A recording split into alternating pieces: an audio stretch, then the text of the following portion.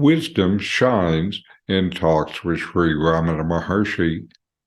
My comments bring this profound wisdom into your experience. Use YouTube's closed captions to read along.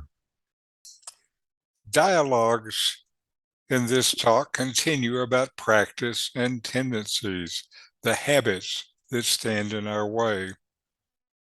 When I was attending satsang with Nomi, most dialogues were about practice. For serious seekers, this is vital. They might say, "I know where I want to go, teacher. Please help me get there." They knew the direction of practice by being with and listening to Nomi. We were with a teacher that had abandoned personal self, thus the name of Know Me. Ramana starts with the basics: calm the body and find your way to dive in with a focus for practice. Ramana talks about sattvic food, food that does not irritate or excite the body. For me, this was making life choices that led me towards the sense of inner peace. You have to have this in order to dive deep. Otherwise, your mind will be too active and you will rarely get deep. This includes what you choose to do during your day and for recreation. If your activities get you excited, will you be able to find calm for meditation? If activities dull your mind, will you have the sharp focus and concentration you need to quiet the mind? You make many choices every day. Notice the cycle. Notice what is going on and find ways to choose inner peace. This is a big factor for inquiry. Without inner peace, progress will be slow and halting. What you put into this body influences. The ideas you put into your mind influence it even more. Thoughts rise and fall on their own. You change what you pay attention to by what you are looking for. A thought has only the power you give it with this attention.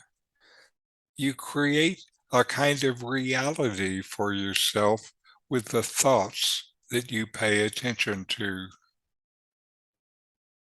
So choose peace. Ramana says mentally take interest in one thing and fix the mind on it. I don't think it matters much what the focus is, as long as it is outside your ego idea of yourself, some place from which you can stand and look back at this self-identified separate being. Focus is needed, though, to restrain wandering attention. There's an example used in India where they're familiar with elephants. They say an elephant's trunk, if unrestrained, will wander here and there, exploring, touching, feeling everything around him. If you give it something to carry in its trunk, though, the trunk is stilled, quietly carrying its load. In mindfulness meditation, watching and feeling the breath is used in this way as an anchor, some load for the mind to carry. In inquiry, the quest to really know yourself takes over.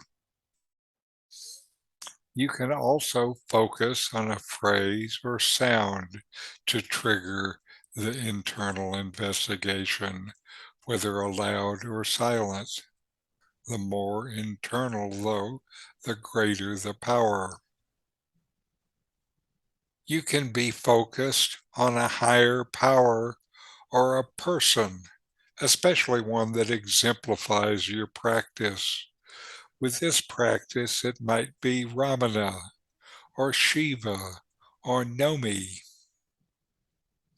Focus on something that gets you past the limits imposed by your ego idea.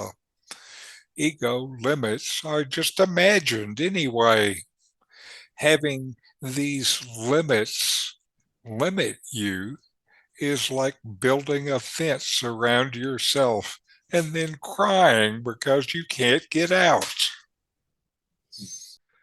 These videos help bring Ramana Maharshi's teachings into your direct experience. Subscribe now to help you deepen your understanding and practice to know the self. Just click the subscribe button.